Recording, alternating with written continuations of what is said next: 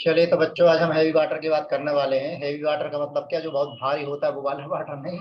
Heavy water का मतलब क्या होता है कि ऐसा वाटर जिसमें प्रोटियम के बजाय क्या हो, ड्यूटेरियम हो, उसे हम कहते हैं हैवी वाटर, राइट। तो हेवी वाटर यस। को किसने डिस्कवर किया था, ये इतना हमें जरूर नहीं याद रखना। क्यों? क्योंकि ये पूछा नहीं गया है। हार्लोट क्लेटन यूरे ने इसको डिस्कवर किया गया था, ठीक है ना। तो हेरोल्ड क्लेटन यूरे ने इसको डिस्कवर किया, उसकी फोटो भी आपने देख ली। तो D2O को हम बोलते हैं नोन एज हैवी वाटर। ये पॉइजनस होता है नेचर में, मतलब इसको अगर हम पी लें तो आप जिंदा नहीं रह सकते ज्यादा लंबे समय के लिए। अब इसकी जो रेट ऑफ रिएक्शन होती है, वाटर काफी स्लो होती है, जबकि नॉर्मल वाटर की रेट ऑफ रिएक्शन फास्ट होती है। जी हाँ, आइसोटोप बच्चों जितना हैवी होता जाएगा, आइसोटोप जितना हैवी होता जाएगा, रेट ऑफ रिएक्शन उतनी स्लो होती जाएगी। Correct? Yes yes no? Sir. तो रेट ऑफ रिएक्शन किसका ज्यादा है? Rate of reaction normal water का ज्यादा है, और हैवी वाटर का रेट ऑफ रिएक्शन क्या होता है? आर मीन्स रेट, वो रेट ऑफ रिएक्शन क्या होता है बच्चों? कम होता है। Okay, yes sir. इसीलिए यूज केमिकल रिएक्शन में ये काफी स्लो प्रोसेस होती है। अब D2O को हमें प्रिपेयर कैसे करना है? एक तो इलेक्ट्रोलिसिस से। तो अगर 30 लीटर वाटर ले लें तो हमें 1 ml हैवी वाटर भी मिल जाते हैं। नहीं, जो नॉर्मल वाटर है, नॉर्मल वाटर में भी थोड़ा बहुत हैवी वाटर तो होता ही है।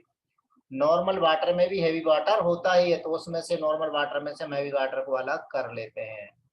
तो यानी बाय प्रोडक्ट के फॉर्म में मिल सकता है। इसके अलावा कुछ फर्टिलाइजर्स इंडस्ट्री में भी ये बाय प्रोडक्ट के फॉर्म में मिलता है। तो फिजिकल प्रॉपर्टी जो है ये वाटर देखिए, मॉलिक्यूलर मास इसका 20 हो जाएगा, क्यों? ड्यूटेरियम का 2, ऑक्सीजन का 16, 2 ड्यूटेरियम है तो टोटल हो गया 20। जबकि नॉर्मल वाटर का कितना है? नॉर्मल वाटर का कितना है? 18 मोलर मास होता है, ठीक है। मेल्टिंग पॉइंट ड्यूटे इसका कितना है? 276, जबकि इसका कितना होता है? 273.15 केल्विन होता है, यानी कम होता है। बॉइलिंग पॉइंट इसका देखिए 374.4 है, जबकि इसका 373.15 केल्विन होता है। तीनों चीजें अभी तक नॉर्मल वाटर के लिए कम है। एंथैल्पी ऑफ फॉर्मेशन 290 माइनस में है। एंथैल्पी वेपोराइजेशन 41.61 है। तो आप नॉर्मल वाटर से कंपेयर कर लेंगे। डेंसिटी, टेम्परेचर और मैक्सिमम डेंसिटी कितना? 284.2, जबकि वहां पर 4, वहां पर हमने क्या देखा था? 4 डिग्री सेल्सियस देखा था। डेंसिटी इसकी ज्यादा होती है, क्योंकि वैसे भी हैवी है। तो ऑलमोस्ट देखिए, हमें कौन सी प्रॉपर्टी ध्यान रखनी है? एक तो मेल्टिंग पॉइंट, बॉइलिंग पॉइंट आपको लर्न नहीं करना है, आपको सिर्फ इतना ध्यान रखना है कि मोलर मास ज्यादा है। दूसरी बात, मेल्टिंग पॉइंट ज्यादा है। तीसरी बात, बॉइलिंग पॉइंट भी ज्यादा है, ठीक है ना। बॉइलिंग पॉइंट ज्यादा है तो इसका मतलब है आसानी से वेपोराइज नहीं होगा। अब हेवी वाटर की यूजेस कहाँ कहाँ है? देखिए, एक्सटेंसिवली यूज है मॉडरेटर, न्यूक्लियर रिएक्टर। तो मॉडरेटर क्या है, न्यूक्लियर रिएक्टर क्या है? सबसे पहली बात तो ये, तो न्यूक्लियर रिएक्टर यानी ऐसी डिवाइस जो क्या करते हैं? न्यूक्लियर एनर्जी को किसमें? इलेक्ट्रिकल एनर्जी में कन्वर्ट करती है। तो उसे हम कहते हैं न्यूक्लियर, न्यूक्लियर रिएक्टर मतलब डिवाइस, हाँ राइट, जो इलेक्ट्रिकल एनर्जी में कन्वर्ट कर देगा। तो एक्चुअल में होता क्या है, न्यूक्लियर रिएक्टर में बहुत ज्यादा हीट जनरेट होती है।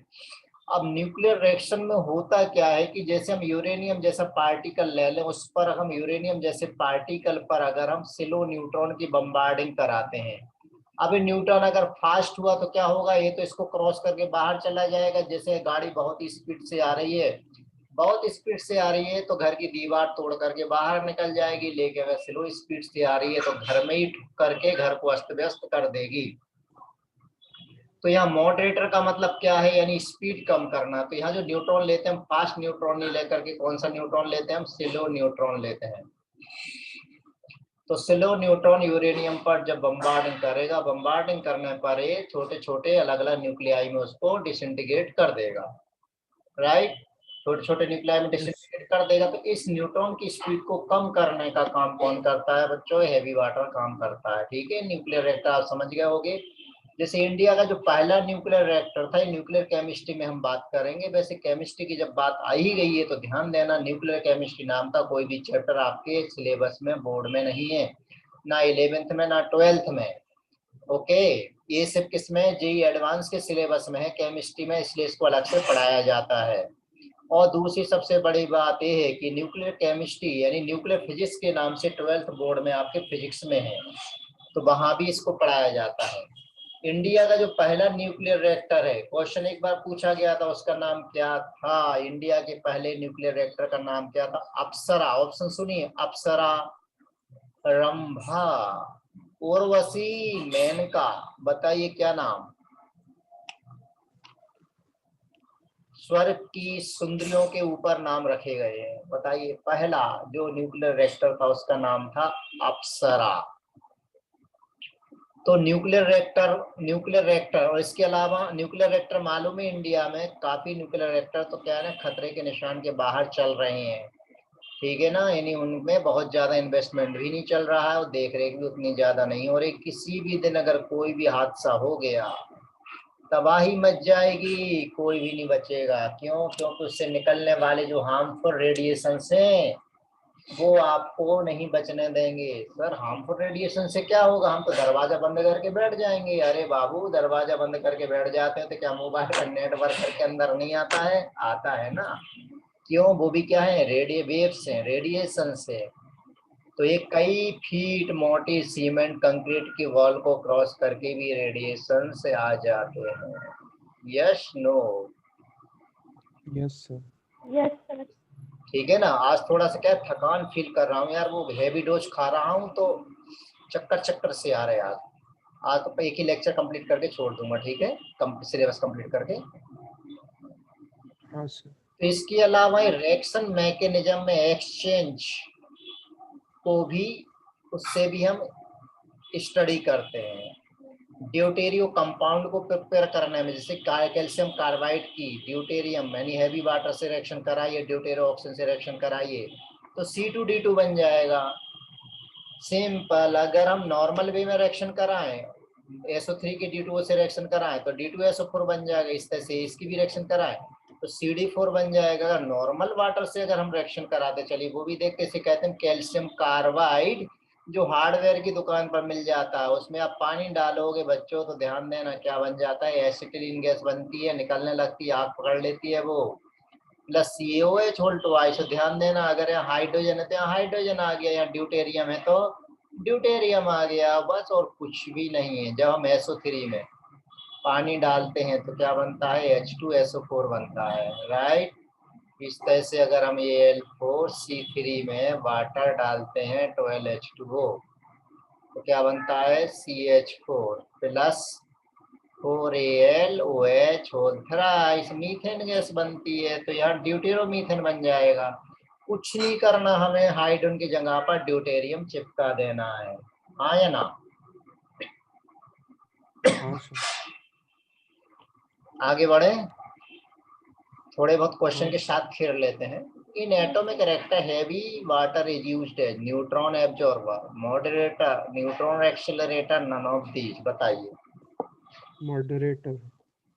हाँ, moderator, correct correct correct. Moderator का मतलब क्या है, to slow down the speed of neutron.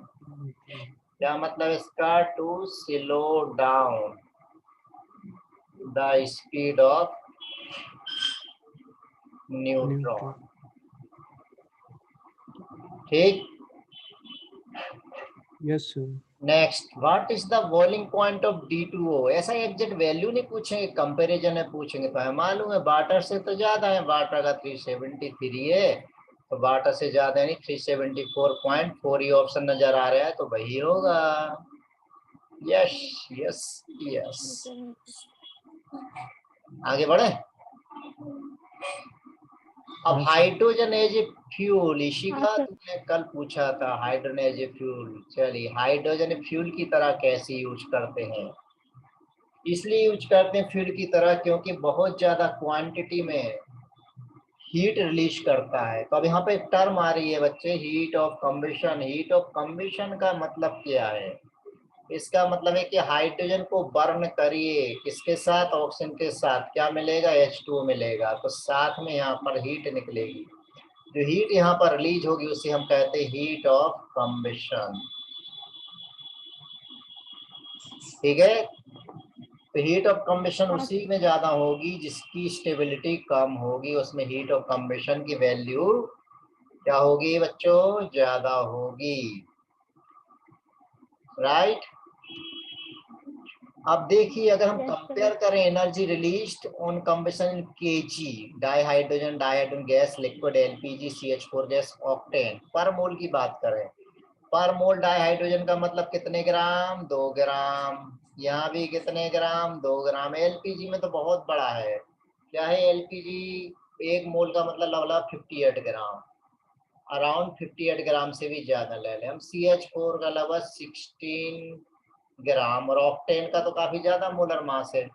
तो देखिए कंपेयर करिए, देखिए देखिए देखिए। अब तुम बोलोगे सर 286 ग्राम यहाँ कम है, यहाँ बहुत ज्यादा है। अरे भाई ऑक्टेन, ऑक्टेन का फार्मूला होता है C8H18, तो ये 96 + 18 = 4, 114 ग्राम। 114 ग्राम का इतना है, ये तो सिर्फ कितने ग्राम का है? 2 ग्राम का है। पर लीटर में देखिए, पर लीटर में इतनी, तो अगर हम 2 ग्राम के लिए अगर इतनी है, सपोज कि 2 ग्राम से कितनी निकल ली बच्चों? 286 ग्राम निकली है।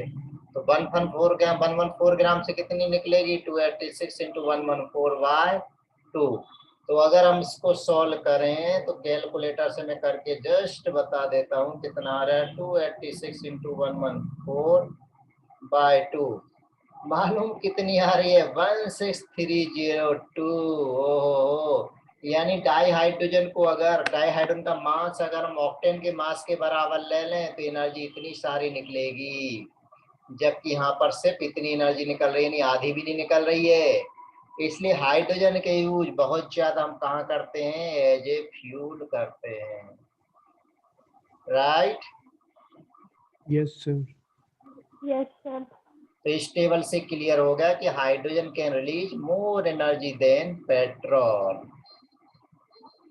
ठीक है ना। और दूसरी बात ये भी है कि इसमें जब हाइड्रोजन को बर्न करते हैं तो पॉल्यूटेंट यानी जो एनवायरनमेंट को नुकसान कराते हैं ऐसे भी कोई सब्सटेंस यहाँ पर कम ही बनते हैं पेट्रोल के कंपैरिजन में।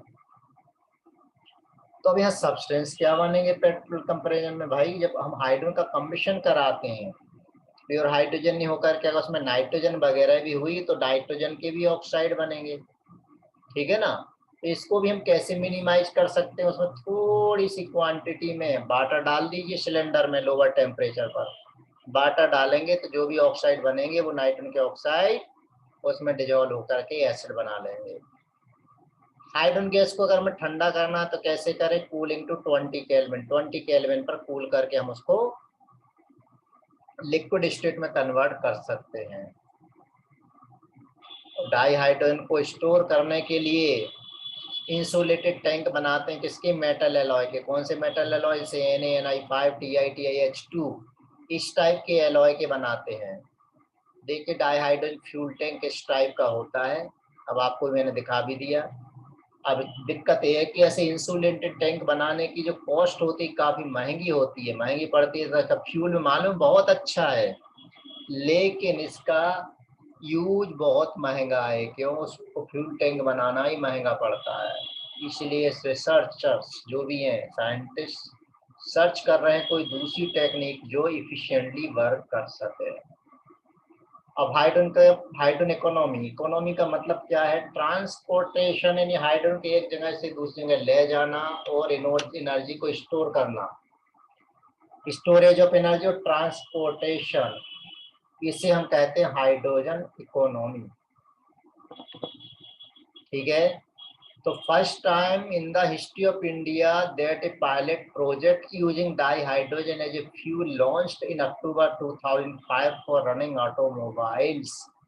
ये पायलट प्रोजेक्ट पहली बार इंडिया में हिस्ट्री में अक्टूबर 2005 में लॉन्च किया गया था, जहां ऑटोमोबाइल का, ऑटोमोबाइल में डाइहाइड्रोजन फ्यूल का यूज किया गया। देखिए फोटो भी देखिए, इसमें कहीं मैं दिख रहा हूँ नहीं दिख रहा हूँ? क्या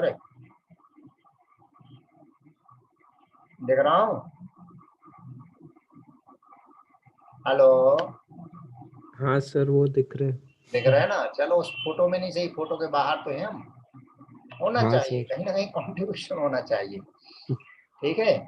तो क्या करते हैं? 5% डाइहाइड्रोजन को CNG गैस में मिक्स कर देते हैं इनिशियली, ठीक है ना। तो परसेंट ऑफ डाइहाइड्रोजन धीरे धीरे धीरे धीरे इंक्रीज करके ऑप्टिमम लेवल तक कर देते हैं। आजकल इसका फ्यूल सेल का यूज इलेक्ट्रिक पावर के जनरेशन में भी किया जाता है।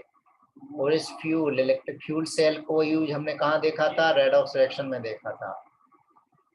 तो हम ये एक्सपेक्ट कर रहे हैं कि अगर इकोनॉमिकली भी मालूम है हम सरवाइव कर सकते हैं, इसके अलावा सेफ सोर्स ऑफ डाइहाइड्रोजन भी है, ठीक है ना, और कॉमन सोर्स ऑफ एनर्जी भी है। लेकिन क्या है ना, सबसे पहली बात है कि इसकी कॉस्ट हमें कम करनी पड़ेगी, तब जा करके कहीं ये काम हो पाएगा। तो डाइहाइड्रोजन फ्यूल पंप अब हमको ऐसे मिलने वाले हैं, ठीक है।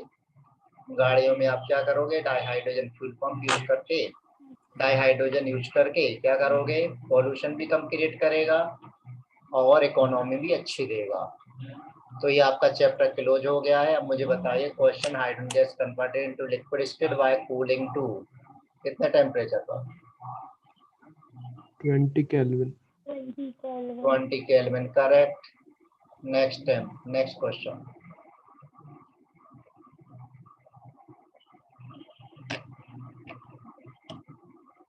Name the metal alloy which can be used to store the dihydrogen gas.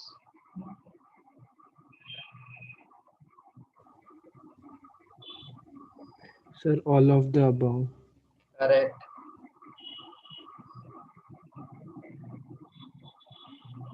अब इस सिनॉप्सिस में देखिए सब चीज आ गई। हमने क्या क्या देखा? डिफरेंट फॉर्म ऑफ हाइड्रोजन देखिए यहाँ पर। एटॉमिक हाइड्रोजन, एटॉमिक हाइड्रोजन कैसे बनाना है कि जो हाइड्रोजन में इलेक्ट्रिक आर्क प्रोड्यूस करिए, इलेक्ट्रिक आर्क प्रोड्यूस करेंगे तो वो हाइड्रोजन एटॉमिक हाइड्रोजन में कन्वर्ट हो जाएगा, इसे कहते हैं हम एटॉमिक हाइड्रोजन। अब इस एटॉमिक हाइड्रोजन का जो लाइफ टाइम है वो बहुत कम है, 1/3 ऑफ ए सेकेंड है। यानी 1/3 ऑफ ए सेकेंड, एक सेकंड का 1/3 फॉर्म ही, मतलब बहुत ज्यादा रिएक्टर जैसे ही बनेगा वैसे ही रिएक्शन करने के लिए मचल जाएगा। मम्मी मैं रिएक्शन करूंगा, इसका मतलब ये बहुत ही ज्यादा रिएक्टिव है, ठीक है ना, हाँ सर। राइट। दूसरा नेसेंट हाइड्रोजन। नेसेंट हाइड्रोजन का मतलब क्या है? जो अभी अभी पैदा ही हुआ है। तो नेसेंट का मतलब ये होता है जब हमें जरूरत पड़ती है तब हम उसको वही रिएक्शन के बीच में ही पैदा कर लेते हैं। सपोज कीजिए कि हम कोई काम कर रहे हैं, ठीक है ना, घर में काम कर रहे हैं, हमें जरूरत लगी कि यार कोई हमें झाड़ू लगाने वाला चाहिए, तुरंत हमने वही पैदा करा, झाड़ू लगाने वाले को वही झाड़ू लगा ली और वो वही लगा कर खत्म हो जाएगा। ये कहलाते हैं नेसेंट। तो ये नेसेंट हाइड्रोजन, नेसेंट हाइड्रोजन की प्रॉपर्टी क्या? बहुत ज्यादा रिएक्टिव होते हैं, पावरफुल रिड्यूसिंग एजेंट है देन ऑर्डिनरी हाइड्रोजन। ये क्या करता है? FeCl3 के येलो कलर को डीकलराइज कर देता है। अगर FeCl3 में हम नॉर्मल हाइड्रोजन गैस डालते हैं, नॉर्मल हाइड्रोजन डालते हैं तो रिएक्शन नहीं होती, जबकि इसमें रिएक्शन हो जाती है। क्यों? क्योंकि काफी ज्यादा एक रिएक्टिव होता है। कौन है? Nascent hydrogen. अगर आपने देखा हो जैसे इसमें आता है डिटर्जेंट के केस में कि एक्टिव ऑक्सीजन है उसमें, यानी जब वो ऑक्सीजन गंदगी के कांटेक्ट में आएगी तुरंत वहां पर बनेगी ऑक्सीजन तुरंत वहां बनेगी और बहुत ज्यादा एक्टिव होती है, उसको गंदगी को ऑक्सीडाइज कर देगी, यानी गंदगी हटा देगी। तो ये कहलाते हैं नेसेंट ऑक्सीजन कहलाता है, राइट, जो वहीं पर बनता है। अगर ऐसा होता कि ऑक्सीजन से डायरेक्ट गंदगी साफ हो रही हो तो हम क्या करते? ऑक्सीजन का सिलेंडर ले आते और इकट्ठे गंदगी के कपड़े इकट्ठे रखते और तुरंत उसमें स्प्रे कर देते, या एक जेब में हमारे ऑक्सीजन की बोतल ही रखा हुआ करती, जहां कपड़ा गंदा हो गया फुर फुर, ठीक है ना, मुंह में कुछ लग गया एक स्प्रे हमारा पिच, ठीक है ना, मुंह साफ। ऐसा नहीं होता है। Decolourise violet colour of KMnO4, KMnO4 में आप डायरेक्ट हाइड्रोजन गैस डालिए उसका कलर डीकलराइज नहीं होगा, नेसेंट हाइड्रोजन ही डीकलराइज करेगा। इस तरह से पोटेशियम डाइक्रोमेट के ऑरेंज सॉल्यूशन को ग्रीन कर देता है। ग्रीन किस में करता है? Cr+3 में। इसकी +6 इसकी +3 है, ये इसका कलर क्या होता है? ग्रीन होता है। और ये वाला कौन सा है? ऑरेंज कलर है, ठीक है। एब्जॉर्ब हाइड्रोजन का मतलब क्या है? जब प्लेटिनम मेटल पर या प्लेटिनम ब्लैक जिसका सरफेस एरिया ज्यादा होता है, जब उस पर हाइड्रोजन गैस पास करते हैं तो हाइड्रोजन गैस उसके अंदर एब्जॉर्ब हो जाती है, उसे कहते हैं हम एब्जॉर्ब हाइड्रोजन, या उसे हम कहते हैं ऑक्लूजन, यानी ऑक्लूडेड बोलते हैं उसको, ठीक है ना, ऑक्लूडेड बोलते हैं। तो ये ऑक्लूटेड जो हाइड्रोजन है वो स्ट्रॉन्ग रिड्यूसिंग एजेंट होती है और ये हेलोजन से डार्क में भी रिएक्शन कर लेते हैं। ऑक्लूजन जैसे हम टेम्परेचर बढ़ाते जाएंगे वैसे वैसे ऑक्लूजन कम होता जाता है। ऑक्लूजन का मतलब क्या है? एब्जॉर्ब हाइड्रोजन या जो भी गैसेज एब्जॉर्ब होती है उन्हें हम क्या कहते हैं? ऑक्लूजन। अब दो टर्म और आती है आर्थो एंड पैरा हाइड्रोजन। तो आर्थो पैरा हाइड्रोजन क्या है? ये 1 मिनट थोड़ा सा होल्ड करना है ना। हाँ, तो आर्थो एंड पैरा हाइड्रोजन क्या होता है बच्चों? आर्थो पैरा जैसे कि मालूम है कि ये अगर न्यूक्लियस है तो न्यूक्लियस के अराउंड इलेक्ट्रॉन रिवॉल्व करते हैं। इसी तरीके से न्यूक्लियस में भी क्या होता है? रोटेशन होता है। तो हाइड्रोजन मॉलिक्यूल में 2 हाइड्रोजन है तो दोनों की जो न्यूक्लियाई हैं वो सेम डायरेक्शन में भी रोटेट हो सकते हैं, अलग अलग डायरेक्शन में भी रोटेट हो सकते हैं। ठीक है ना। तो हाइड्रोजन मॉलिक्यूल मालूम है 2 एटम से मिलकर के बना हुआ है। दोनों में दोनों एटम कोई सा भी एटम ले ले, एक प्रोटॉन एक इलेक्ट्रॉन है, न्यूट्रॉन दोनों में ही नहीं है। तो इलेक्ट्रॉन और प्रोटॉन की जो प्रॉपर्टी है, उस प्रॉपर्टी का अपनी मतलब कौन सी प्रॉपर्टी की एक्सिस का अपनी एक्सिस के अराउंड रोटेट होना, उसे कहते हैं हम क्या? सॉरी, उनकी जो प्रॉपर्टी होती है कि वो अपनी एक्सिस के अराउंड रोटेट होते हैं। अब आर्थो हाइड्रोजन में क्या होता है? ये सेम डायरेक्शन में रोटेट होते हैं। कैसे? जैसे ये पूरा न्यूक्लियाई और ये वाला न्यूक्लियाई, दोनों हाइड्रोजन के न्यूक्लियाई सेम डायरेक्शन में रोटेट हो रहे हो तो उसे कहते हैं हम आर्थो। और पैरा कब बोलते हैं? देखो सेम डायरेक्शन में रोटेट हो रहे हैं, ये भी, ये प्रोटॉन, इसका भी न्यूक्लियाई सेम डायरेक्शन रोटेट हो रहे हैं तो कहलाएगा आर्थो। और अगर अपोजिट डायरेक्शन में रोटेट हो रहे हैं तो क्या कहलाएगा फिर? Para. Yes no? Yes, sir. तो आर्थो का मतलब समझ में आ गया? हाँ सर। क्लियर? अब पैरा हाइड्रोजन देखिए क्या होता है। पैरा हाइड्रोजन में क्या हो रहा है? न्यूक्लियर अपोजिट डायरेक्शन में रोटेट हो रहे हैं। एक अगर इस डायरेक्शन रोटेट हो रहा है तो दूसरा कहाँ आ रहा है? अपोजिट में। वो कहलाते हैं पैरा। पैरा की एनर्जी कम होती है। तो पैरा 100% पैरा तो हम कर सकते हैं लेकिन 100% आर्थो हमें कभी भी नहीं मिलता है। तो लो टेम्परेचर पर देखिए पैरा सबसे ज्यादा है, जिस जिस टेम्परेचर बढ़ाते जाते हैं तो आर्थो का रेशो भी बढ़ने लगता है। तो हाई टेम्परेचर पर 75% आर्थो प्लस 25% कौन सा हाइड्रोजन मिलता है? पैरा हाइड्रोजन मिलता है। अब आर्थो पैरा में डिफरेंस क्या है? आर्थो ज्यादा स्टेबल है देन पैरा। दूसरा, आर्थो पैरा हाइड्रोजन को हम क्या बोलते हैं? न्यूक्लियर स्पिन आइसोमर भी बोलते हैं। क्यों? क्योंकि इनकी जो स्पिन है न्यूक्लियर स्पिन की अलग अलग है, डिफरेंट है। आर्थो की कंडक्टिविटी कम है पैरा से। मैग्नेटिक मोमेंट पैरा का 0 है, आर्थो का लगभग प्रोटॉन का डबल है। तो ये पॉइंट आपको रीड करना पड़ेंगे। ठीक है। नेक्स्ट है आइसोटोप हाइड्रोजन। तो आइसोटोप हम देख चुके थे, 3 टाइप के आइसोटोप हमने देखे थे, ड्यूटेरियम, ट्रिटियम और प्रोटियम। तो हाइड्रोजन में देखिए सबसे ज्यादा अबंडेंट कौन है? प्रोटियम, उससे कम ड्यूटेरियम, उससे कम ट्रिटियम। दोनों ही पहले प्रोटियम और ड्यूटेरियम नॉन रेडियोएक्टिव है, बाकी लास्ट वाला रेडियोएक्टिव। बहुत अच्छी तरह से हमने इसको डिटेल में देखा था। राइट, ये बात क्लियर हो गई? हाँ सर। चलिए कुछ क्वेश्चन ले लेते हैं इसके, ट्राई करिएगा। क्वेश्चन रीड कर लीजिए। क्या आंसर?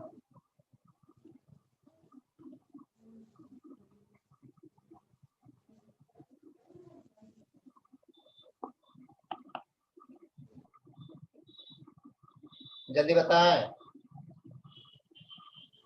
सर पैलेडियम का फॉर्मूला क्या है? Palladium PD. एडजॉर्शन ऑफ कोई सी भी गैस उसे हम क्या कहते हैं? ऑक्लूजन। क्या बोलते हैं? ऑक्लूजन। चलिए नेक्स्ट क्वेश्चन पे आ जाएं।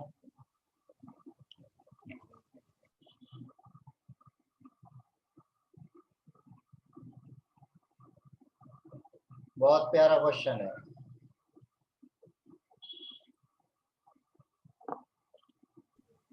क्या पूछा? Total number of fundamental particles in tritium atom. Fundamental particle का मतलब क्या होता है? सर कितने electron electron proton? Plus proton plus neutron का सम। हाँ सर। कितना है ट्रिटियम में? T13 होता है। हाँ सर। इलेक्ट्रॉन 1 है, प्रोटॉन 1 है, न्यूट्रॉन कितने हैं? 2। 2 answer is 4 4। Correct. Next. Most abundant element in the universe is? Hydrogen. Hydrogen H। जल्दी। हाइड्रोजन। हाँ, हाइड्रोजन पढ़ रहा है सर, हाइड्रोजन ही होगा। इस रिएक्शन को क्या कहते हैं?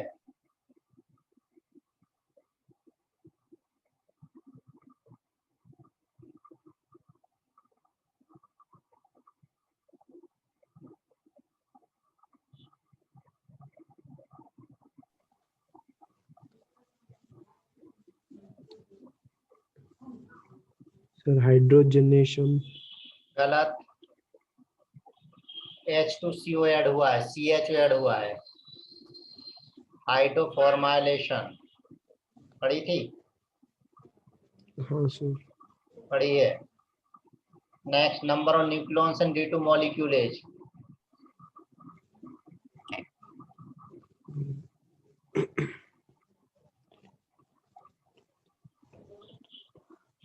सर 1। गलत। न्यूक्लियॉन का मतलब प्रोटॉन न्यूट्रॉन का सम। तो D2 में एक प्रोटॉन एक न्यूट्रॉन कितने हैं? अरे ड्यूटेरियम ने बताइए ना। प्रोटॉन 1 है, न्यूट्रॉन 1 है, एक में टोटल 2 है, तो 2 ड्यूटेरियम में कितने होंगे? 4 होंगे। नेक्स्ट।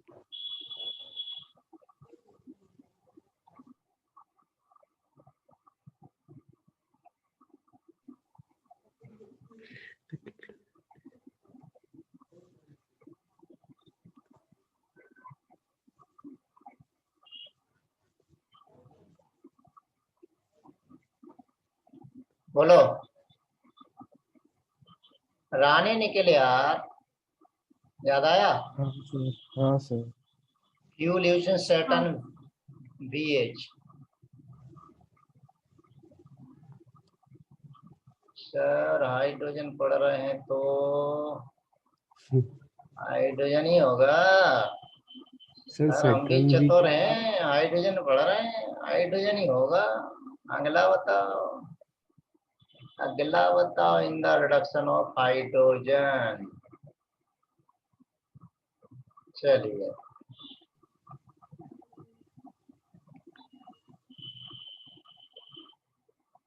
इस ऑक्साइड के रिडक्शन के लिए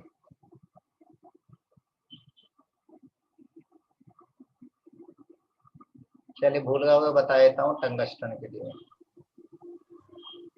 नेक्स्ट। अरे बोलो।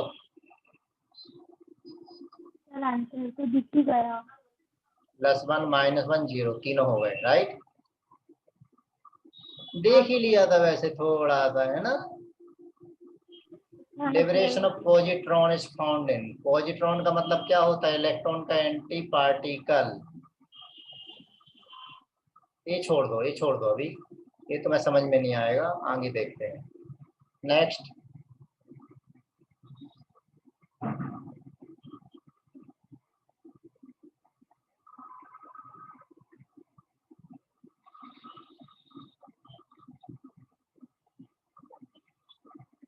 फ्लोरीन ना, फ्लोरीन की रिएक्टिविटी ज्यादा है क्या, इतना सोचते हो? फ्यूल सेल की एफिशिएंसी थ्योरेटिकल बता देता हूँ 100% होती है, हालांकि प्रैक्टिकली 70 समथिंग होती है।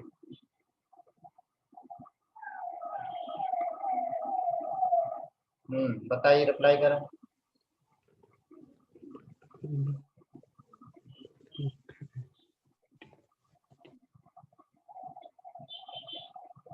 मैट्रिक्स हाइड्राइड, आयनिक, आयनिक तो होते नहीं है, मेटालिक। ये नॉन स्टोइकोमेट्रिक है ना डी ब्लॉक का। नेक्स्ट,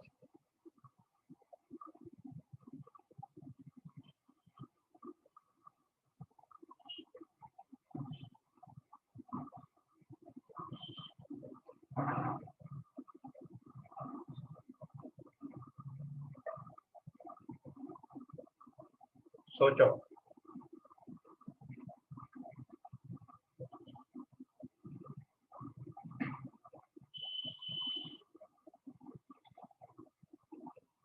अगर एन मोल ऐसे करें, CO का एन मोल है, और H2 कितना लिया हमने, 2n+1 मोल, तो क्या बना? तो ऐसा सोच लो कि अगर CO के हमने 1 मोल ले लिया, n की वैल्यू 1 रखते हैं, n की वैल्यू 1 रखें तो कितना आएगा, 3H2 हो जाएगा, 3 मोल आ जाएगा 2n+1, तो ये बना लेगा CH। n की वैल्यू 1 रखेंगे तो ये हो जाएगा 3। तब क्या बना, +H2। ये क्या बना, अल्केन।